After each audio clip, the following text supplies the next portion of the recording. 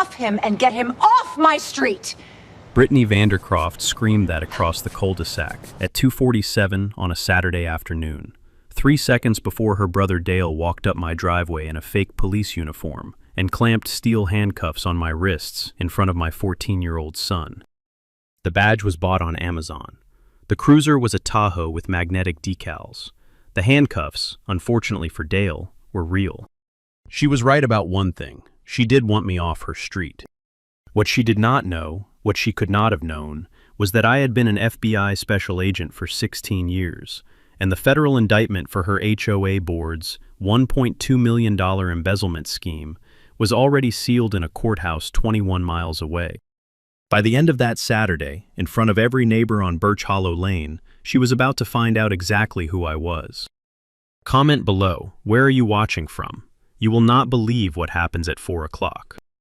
My name is Marcus Holloway. I'm a special agent with the FBI's Washington Field Office, assigned to the Public Corruption and White-Collar Crime Squad. I have been working federal financial cases for 16 years. Before that, I did 7 years in the Marine Corps, mostly in places I am still not allowed to talk about. I am 44 years old, 6'1", 210 pounds, and I bought a 4-bedroom colonial in Stonewater Ridge, Loudoun County, Virginia.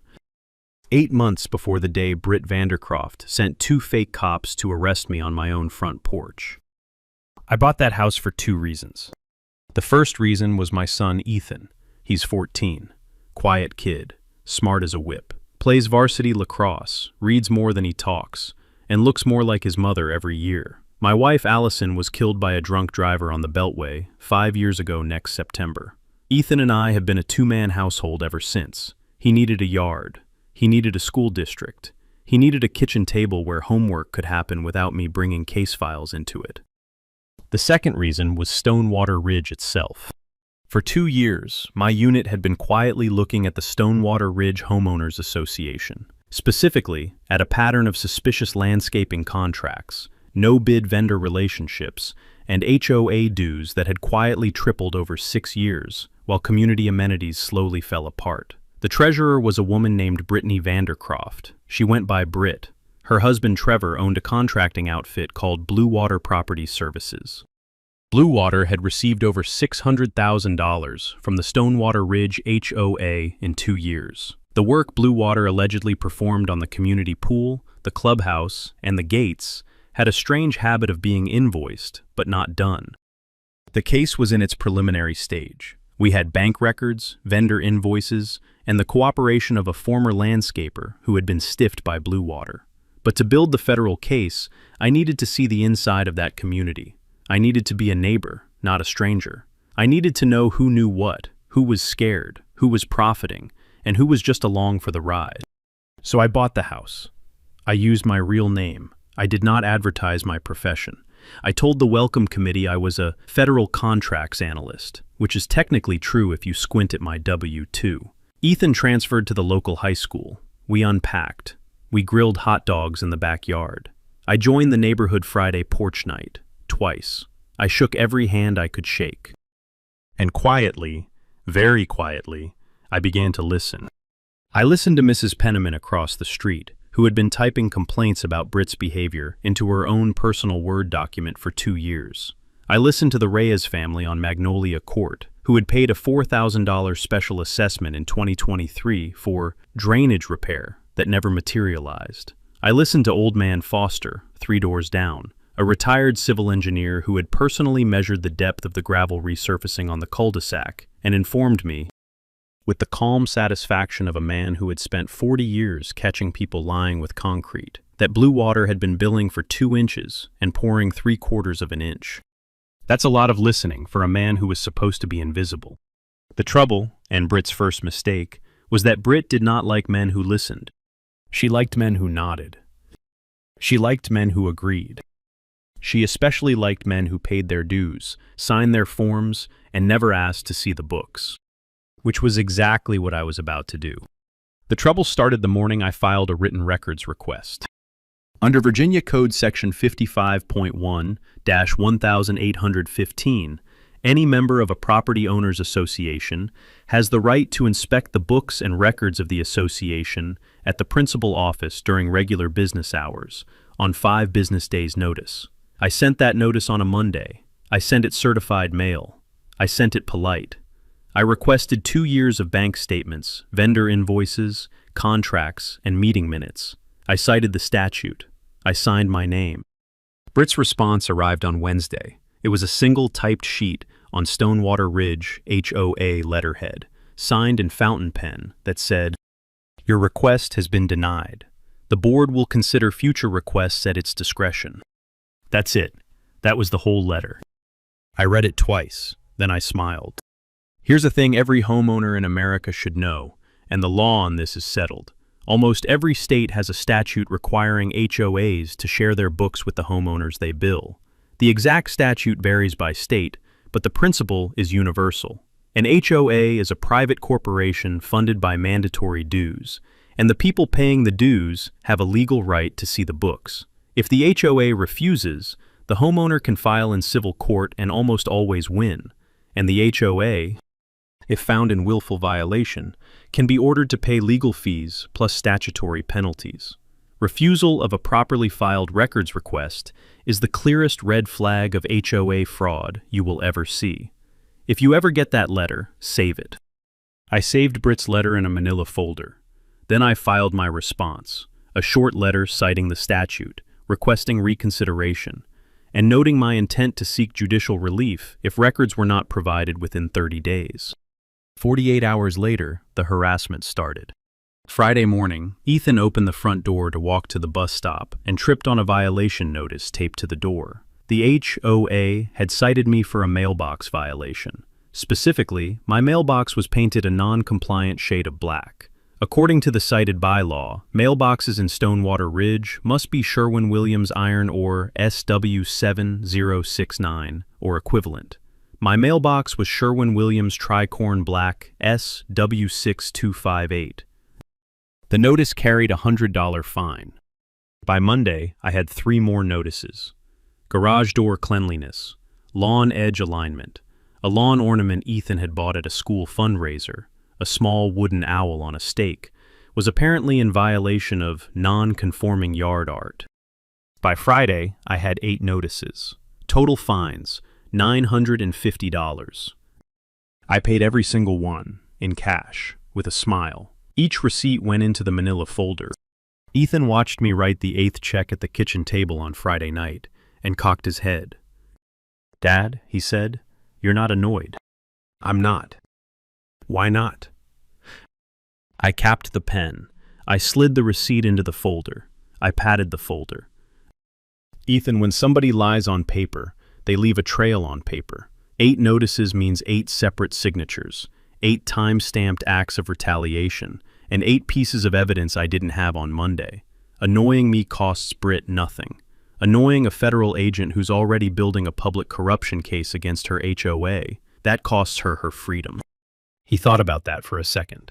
He nodded. "Cool," he said. "Want me to get the chessboard?" We played chess for an hour. He beat me twice. Allison would have been proud of him. That night, after Ethan went to bed, I sat at the dining table and laid out every notice on the surface like cards. I dated them.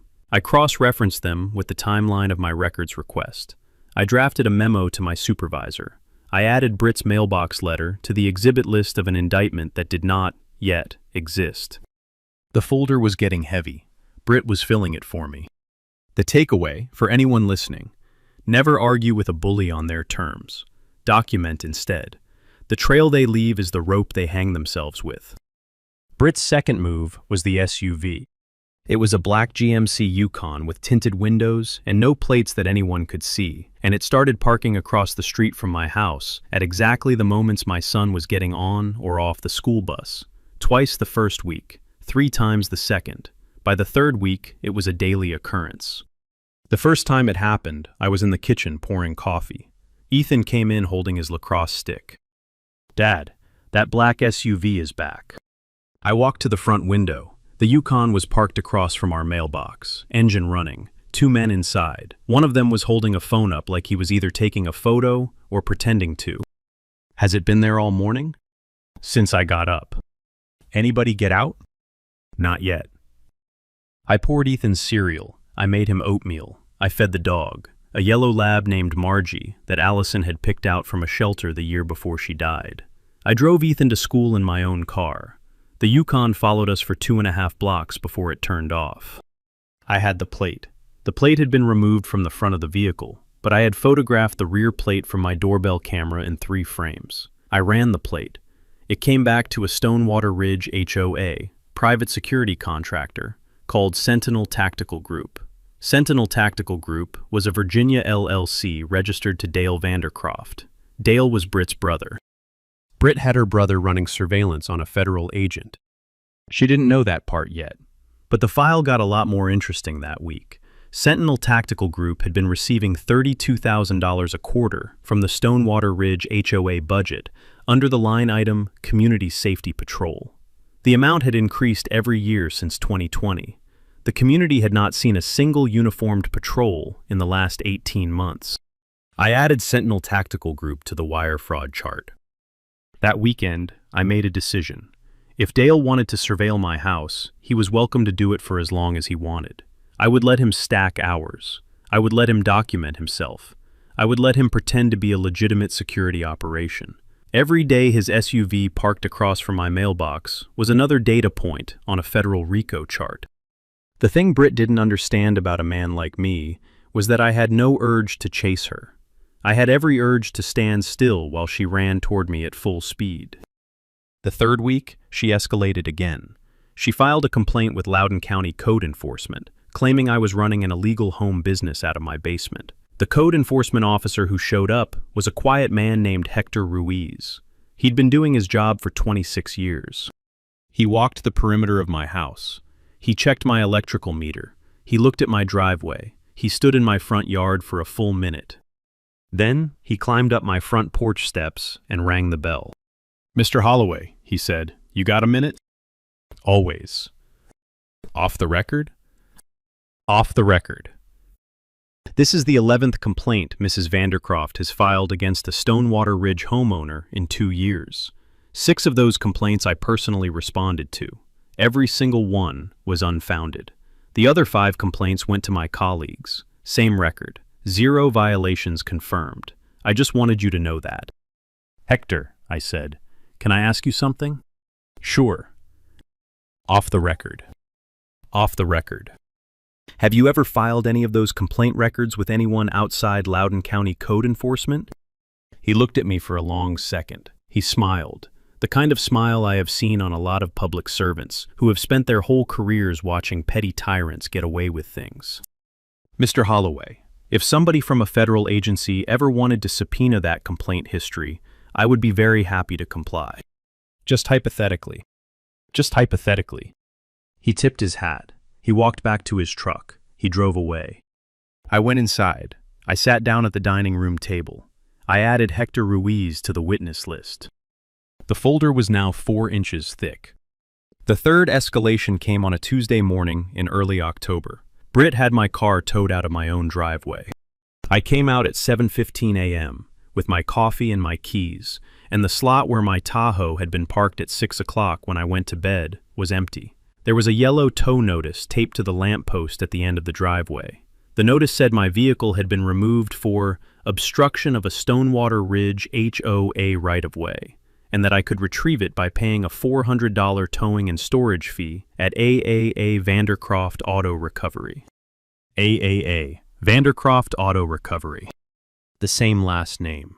Of course.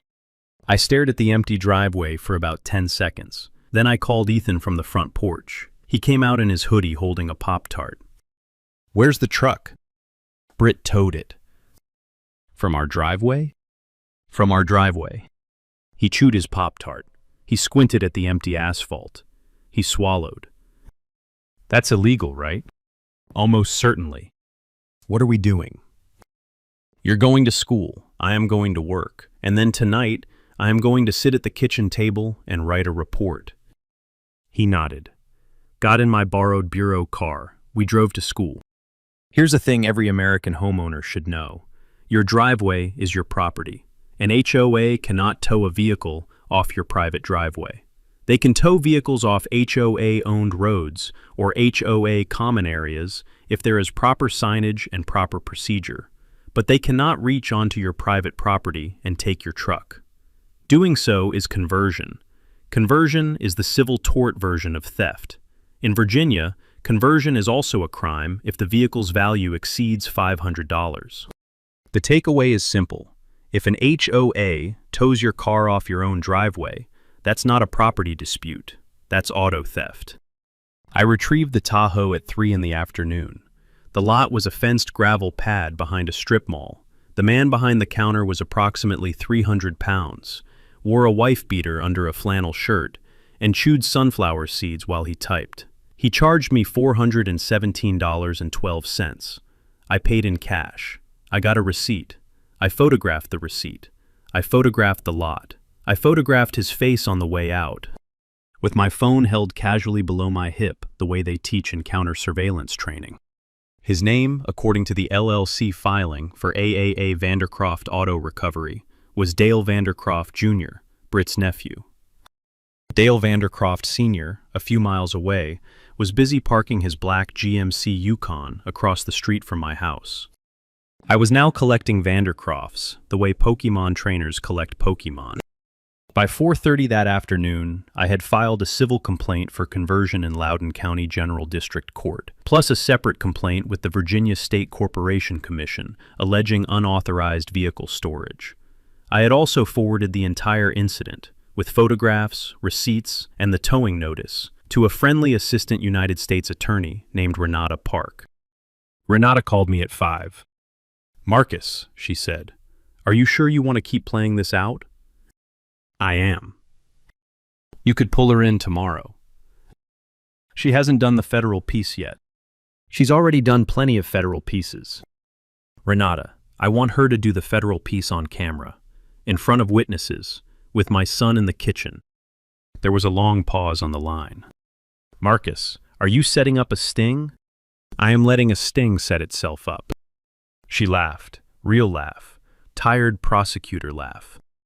"Tell me when you need the cavalry. You'll know." I hung up. Ethan walked into the kitchen. He held up his phone. "Dad, Mrs. Penniman across the street wants to know if she can come over tonight. She says she has a folder." "A folder?" "A folder." I smiled. "Tell Mrs. Penniman to bring the folder, and tell her to use the back door." What Britt did not know, what she could not have known, because she had spent 14 months treating her cul-de-sac like a kingdom, was that I had been watching Stonewater Ridge for 2 years. Not the cul-de-sac, the HOA. The investigation began in the spring of 2024, when a former Blue Water Property Services employee named Tomas Acevedo walked into the Manassas resident agency of the FBI and said the words every white-collar agent waits to hear. "I have receipts. I want to talk." Tomas had spent 4 years on Trevor Vandercroft's landscaping crew. Trevor had stiffed him on his last paycheck. Tomas was angry. Tomas also had 2 years of photographs, work orders, and text messages on his phone, showing that Blue Water had billed Stonewater Ridge HOA for jobs the crew never performed, resurfaced sidewalks that had not been resurfaced, replaced gates that had not been replaced. Tree trimming work invoiced for $12,000 a quarter that consisted of one man with a chainsaw working for 40 minutes. The investigation went where investigations go: bank records, subpoenas, the cooperation of a former Stonewater Ridge HOA bookkeeper who had been quietly fired in 2022 after asking too many questions. By the time I bought the house in February, the case file was 46 pages thick, sealed, active, confidential. I bought a house in the community for one reason. I needed to know which board members were complicit and which board members were just stupid. Here is what I learned in 8 months of porch nights and dog walks. Britt's husband Trevor was not a smart man. He was a contractor with an inflated ego and a bad cocaine habit who had married into a woman who was smarter than him and meaner than him. Britt was the operator. Britt was the one who set vendor relationships, set HOA dues, ran the meetings, controlled the minutes, and decided who on the 7-member HOA board got to vote on what. Of the 7 board members, 2 were complicit, Britt and a retired insurance agent named Donald Hupp, who was getting kickbacks through a shell company called Stonewater Solutions LLC. 3 were stupid. They were aging widows and a junior accountant who had been told they were consulting on community improvements and signed whatever Britt put in front of them. 2 were scared. A former teacher named Lillian Cho and a young father named Damian Lawrence had quietly figured out that something was wrong and were waiting for somebody to give them a reason to talk. I gave them a reason in late September. I sat down with Lillian Cho on her back patio. I had known her 4 months. We had shared 3 meals. I told her, in the simplest possible terms, that I worked for the federal government and that she was about to be very glad she had paid attention to her instincts. She cried. Then she went to her file cabinet and gave me 11 manila folders of documents she had been quietly photocopying since 2022. I gave the same speech to Damian Lawrence the following week. By the morning Britt sent the fake cops, my case file was 468 pages thick. I had a sealed indictment under preparation. I had an authorized arrest warrant for Britt Vandercroft and Donald Hupp. I had a wiretap on Trevor's phone. I had Tomas Acevedo's testimony locked in. I had Mrs. Penniman's 3-year personal Word document sitting on my dining table next to the stack of mailbox notices. I had the rope. Britt was about to hand me the noose. Renata Park and I sat across from each other at a Thai restaurant in Tyson's Corner the Tuesday after my Tahoe got towed. "Marcus," she said, picking through her green curry, "when do you want to do this?" "I want to do it on a Saturday." "Why Saturday?" "Because Britt holds her quarterly HO, a homeowner meeting, on the 3rd Saturday of every quarter at the Stonewater Ridge Clubhouse at 4 p.m. The next one is October 19th. Renata set her chopsticks down. "You want to walk into an HOA meeting and execute an arrest warrant in front of 100 neighbors. I want to read the indictment in front of 100 neighbors. The arrest happens after. We can take her in clean." You realize this is theatrical. It is 100% theatrical. Why? I swirled my Thai iced tea. I thought about Mrs. Penniman, who had been crying in her kitchen for 2 years. I thought about the Reyes family, who had paid $4,000 for drainage that did not exist.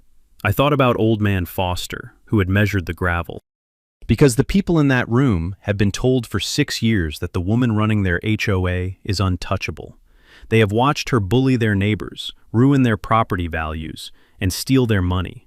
They need to see her go down, on a Saturday afternoon, in their own clubhouse, with the federal seal on the badge that takes her out the door.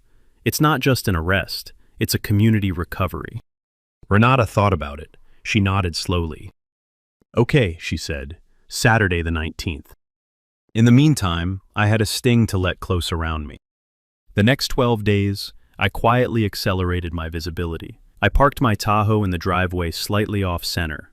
I left curtains open. I made sure Britt's brother Dale could see me reading what looked like a stack of HOA bylaws on the porch in the morning. I filed a second records request, more aggressive than the first, citing additional Virginia Code sections. I posted a polite notice on the Stonewater Ridge Community Facebook group, asking other homeowners if they had ever requested HOA financial records and been refused. Mrs. Penniman replied within 17 minutes. The Reyes family replied within an hour. By the end of the week, 16 homeowners had publicly stated they had been refused records access by Britt or her treasurer. Britt deleted the thread. I screenshot it before the deletion was complete. That screenshot went into the federal evidence file. I also did something my younger bureau colleagues like to call creative provocation. I called the Stonewater Ridge HOA voicemail line. I left a message stating that I intended to attend the October 19th quarterly meeting and present a report titled Patterns of Vendor Spending in Stonewater Ridge HOA 2020 through present. I requested 10 minutes on the agenda. I also asked, politely, whether the HOA insurance coverage would extend to defending board members in a civil suit if homeowners filed for breach of fiduciary duty. Britt heard that voicemail. I know she heard it because Dale's GMC Yukon parked in front of my house from 9:14 a.m. to 11:48 a.m. that same day, and Britt herself drove past at 10:32, slowed to a near stop, and stared at my house for 37 seconds before driving on. A panicked criminal is a sloppy criminal. A sloppy criminal is the easiest kind to convict. The Friday before the meeting, I sat at my kitchen table with Ethan. He was finishing geometry homework. I was reviewing the operations plan for the takedown. There would be 8 FBI agents in plainclothes in the clubhouse, 2 more in vehicles outside. Loudoun County Sheriff's deputies on standby. A U.S. Marshal team prepped if Trevor decided to run. Ethan looked up from his triangles.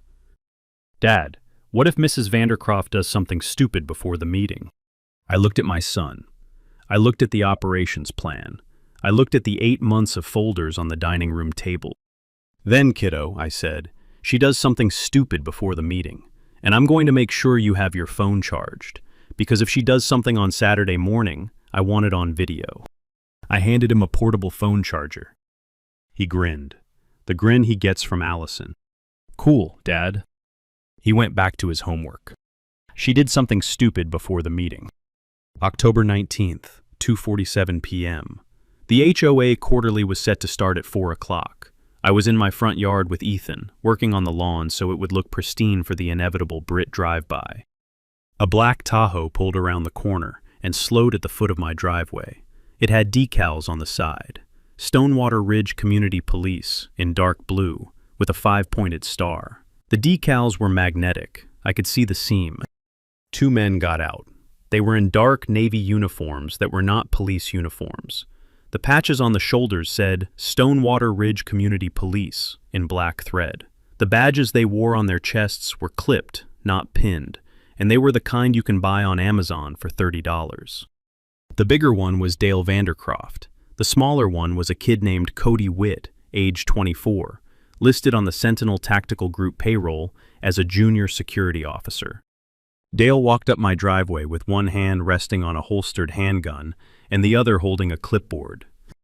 "Mr. Holloway," he said, voice rehearsed, "I'm Officer Vandercroft, Stonewater Ridge Community Police. We have a citizen complaint that you've been trespassing on HOA common land. I need you to step back from the doorway, place your hands behind your back, and accompany Officer Witt into the vehicle." Across the cul-de-sac, on the front porch of the largest house on the street, Britt Vandercroft was watching with a glass of Pinot Grigio in her hand. She was wearing a cream-colored cashmere sweater. Her blonde hair was lacquered into a tight bun. She was smiling the same rehearsed smile she had practiced in her bathroom mirror that morning. I stepped onto the porch. I stayed perfectly visible to the doorbell camera, which had a 180-degree field of view and a continuous loop recording. I also pressed, with my left thumb, a small silver button on the keychain in my pocket. The button was a duress signal that went directly to the FBI Tactical Operations Center in Manassas, 21 miles away. It also went, simultaneously, to Renata Park's secure phone. It also notified the 8 plainclothes agents, who, at that moment, are already inside the Stonewater Ridge clubhouse a quarter-mile away, prepared for the 4 o'clock meeting. The duress signal was a request for immediate response. The response time, on a clear Saturday afternoon with no traffic, was 7 minutes. I stalled. "Officer Vandercroft," I said, friendly, hands in clear view, "can I see your credentials?" "You don't need to see my credentials." In Virginia, citizens are entitled to see law enforcement credentials upon request. Could you confirm your full agency name and badge number for me? Stonewater Ridge Community Police. Now turn around. Stonewater Ridge Community Police is not a registered Virginia law enforcement agency. Dale's neck flushed red. He glanced sideways at Britt. Britt nodded sharply. Dale stepped forward. "Mr. Holloway, you are obstructing. Turn around, now." I turned around. I let him cuff me. Steel cuffs, cheap ones. He ratcheted them too tight. Cody Witt was breathing through his mouth. Ethan stood in the doorway with his phone up, recording the entire scene. He had angled the lens to capture Britt on the porch across the cul-de-sac, in the same frame as Dale's hand on the cuffs. The kid had instincts. "Dad," Ethan said, calm. "You good?" "I'm good, kiddo. Stay right where you are. Keep recording. Do not approach." Dale tugged on the cuffs. "Move." "1 second, Officer Vandercroft," I said. I turned my head slightly toward the cul-de-sac, where in the distance, 4 vehicles had just rolled silently around the corner. 2 black Suburbans, 2 unmarked Crown Vics. No lights, no sirens, doors opening. 8 men and women in tactical vests, with FBI in yellow letters across the back, stepped out and began walking up Birch Hollow Lane toward my driveway. Dale Vandercroft saw them. His grip on my cuffs went slack. "Officer Vandercroft," I said quietly, "you are about to be arrested by federal agents for impersonation of a law enforcement officer. You can either kneel calmly on my driveway right now, or you can run. I would suggest the kneeling option." Across the cul-de-sac, Britt's Pinot Grigio glass slipped out of her hand and shattered on the porch. I have made a lot of arrests in my career. I have been on a lot of search warrants. I have stood in a lot of rooms where bad people learned, in real time, that the world they had built was about to end. But I have rarely, if ever, watched a person's life collapse in their face quite the way it collapsed in Britt Vandercroft's that afternoon. The lead agent on the response team was a friend of mine, Special Agent Lourdes Castro, 16 years on the job, the kind of woman who carries a Tide pen in her tactical vest because she takes her uniform seriously. She crossed the cul-de-sac in 8 strides. She unhooked the cuffs from my wrists with a small key. She apologized for the marks Dale had left. "Marcus," she said, "you okay?" "I'm fine, Lourdes. Take Mr. Vandercroft into custody, please." She did. 2 agents took Dale to the curb and put him in proper restraints. A 3rd agent took Cody Witt, who was sniffling and saying, "I just thought it was a real security job." A 4th agent walked across the cul-de-sac toward Britt's porch, where Britt was now standing with her mouth open and a small puddle of broken glass at her feet. Britt saw Lourdes coming. Britt did what every well-bred suburban Karen does in the precise instant her empire collapses. She tried to pivot. "Officer," Britt said, voice rising into a register she had been polishing since high school, "this is a misunderstanding. Mr. Holloway has been harassing my community. My brother was only attempting to enforce HOA standards." Lourdes did not break stride. "Mrs. Vandercroft, my name is Special Agent Castro of the Federal Bureau of Investigation. Please step away from the porch." "I am not under arrest." "Not yet, ma'am. Step away from the porch." Britt stepped away from the porch.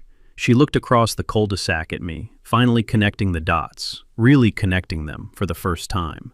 Her face went white in a slow wave that started at her hairline and ended at her clavicle. "You," she said, to me, from 30 feet away, loud enough for her own neighbors, who had begun coming out onto their porches to see what was happening, to hear her. "Me," I said. She made a sound that was almost a laugh and almost a sob. "You're not a federal contracts analyst." "No, ma'am." "What are you?" I let the silence sit. I let her stew in it for a 5 count. I let every neighbor on Birch Hollow Lane lean a little closer. Then I said, quiet but clear, "I'm a special agent with the FBI. I have been since 2008. I have been investigating you and your husband and your brother and your treasurer and 3 other members of your HOA board for embezzlement, wire fraud, mail fraud, and conspiracy for the last 26 months. The federal indictment was sealed 3 weeks ago. I'm here to read it to you and your board at your 4 o'clock meeting. You have approximately 48 minutes to decide whether you'd like to walk into that clubhouse on your own, or whether you'd like to be escorted in handcuffs." Britt sat down on her porch step, hard. The cashmere sweater rode up. The lacquered bun came partly undone. She did not say anything for a full minute. Then, very quietly, "I want my lawyer. You're going to want a better one than your brother-in-law." The neighbors on the cul-de-sac heard that one. Mrs. Penniman, watching from her front yard with a hand over her mouth, made a sound like a pressure valve releasing. Lourdes called Renata. The op was greenlit for the 4 o'clock meeting. We had 46 minutes. Ethan walked across the lawn. He had stopped recording. He looked older than 14. "Dad, you okay?" I put my hand on his shoulder. I felt the wiry tension of a kid who had just watched 2 fake cops put steel on his father's wrists in his own front yard. "I'm okay, kiddo. Are you?" He looked across the cul-de-sac at Britt, sitting on her porch like a deflated balloon. He looked back at me. He nodded slowly. "Mom would have loved this part." I almost laughed. I didn't. I just squeezed his shoulder. Yeah, Ethan, she would have. The two of us walked into the house. Lord stayed on the lawn, coordinating the team.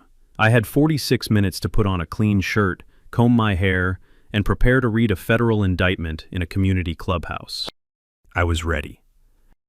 The Stonewater Ridge Clubhouse was a one-story brick building with a slate roof, 18 folding chairs, and a small wooden lectern at the front of the main room. By 3:55 p.m., every chair was full.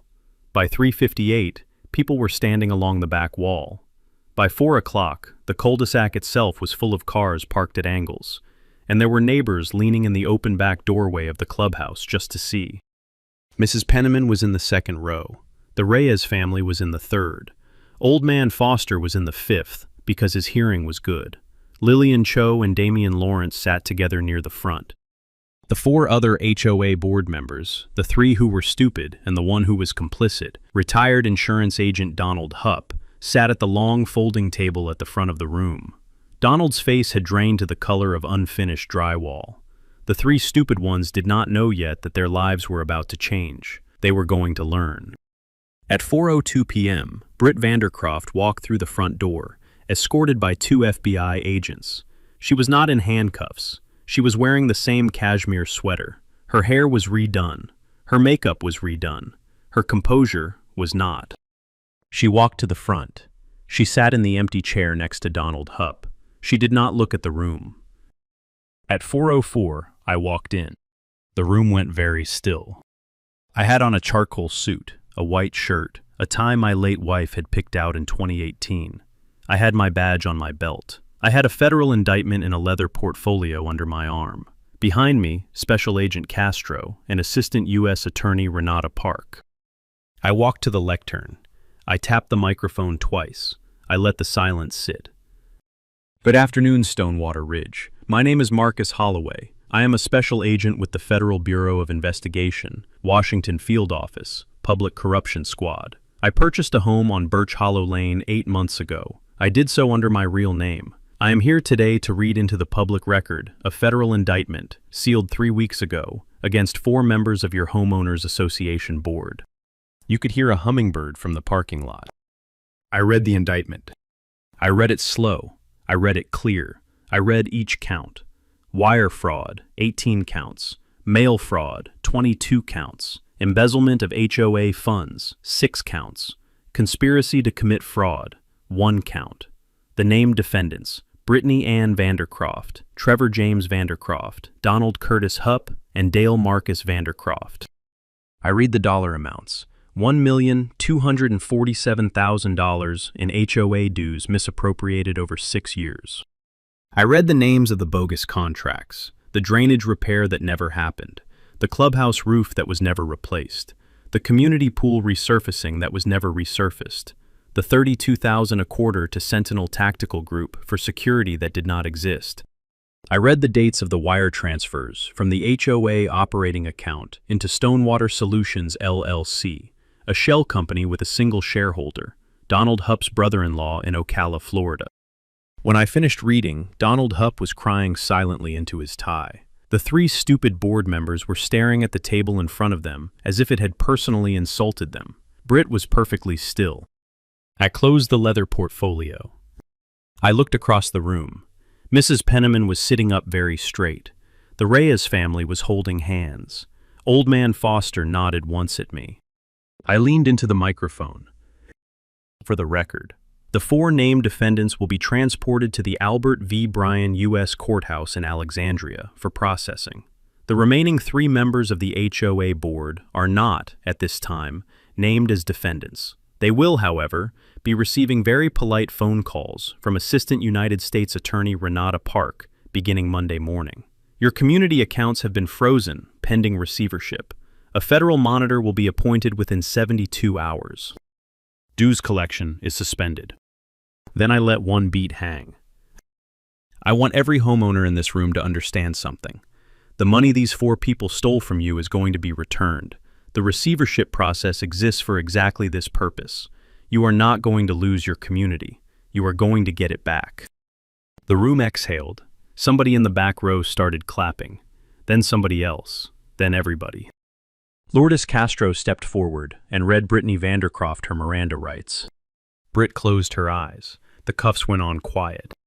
The Washington Post ran the story on the front of the Metro section 3 days later.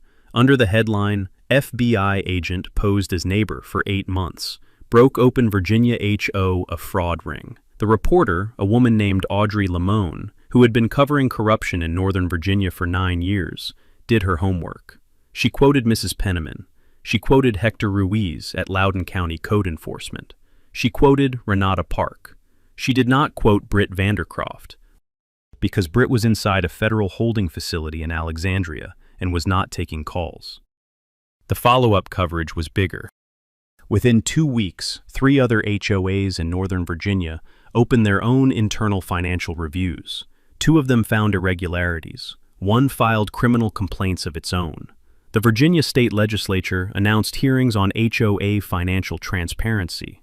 A bill was filed in January requiring quarterly independent audits of any HOA managing more than $500,000 in annual dues. It passed the state Senate unanimously. The reporters were calling it the Stonewater Ridge Bill.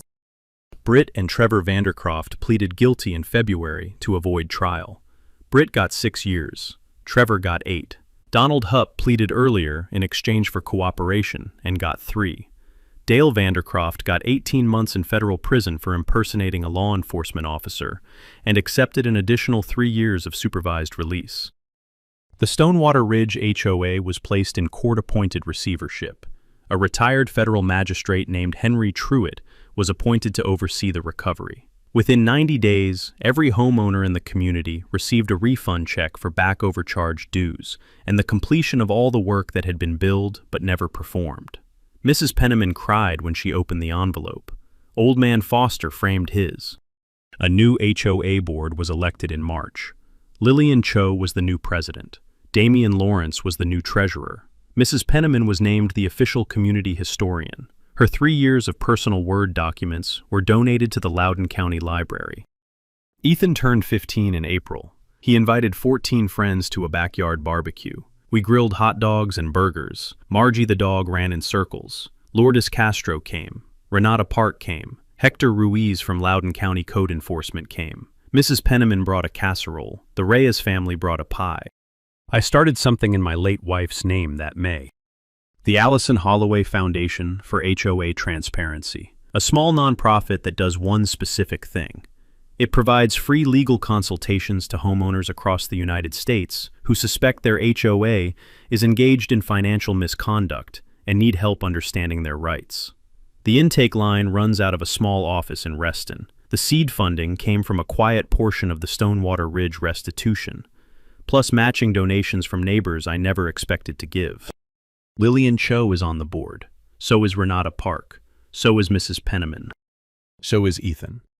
I asked him after dinner one night if he wanted the seat. He thought about it for a full minute. "Dad," he said, "can a 15-year-old vote on a foundation board?" "Yes." Then yes. He went back to his geometry. I sat at the kitchen table that night and looked across at the empty chair where Allison used to sit. I thought about her. I thought about the 8 months I had spent quietly building a case while my son grew an inch and a half and joined varsity lacrosse and learned how to record a federal arrest on his phone without shaking. And I thought about Britt Vandercroft, sitting in a federal facility in West Virginia, learning the difference between owning a cul-de-sac and being owned by one. The cul-de-sac is friendlier now. Margie the dog has more people to greet on her morning walk. The neighbors wave with both hands. The Holloways keep going. So does any community that decides petty power is not the price of belonging. That's how it's always been. Here's what you do not see in stories like this one. You do not see the 8 months of photos. You do not see the quiet dinners.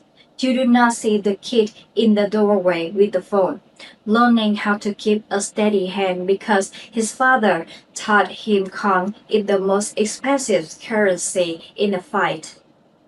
Marcus Holloway did not win because he was an FBI agent. Plenty of agents lose to bullies every day. He won because he refused to play her game. He let her stack the evidence. He let her hand hit the roof.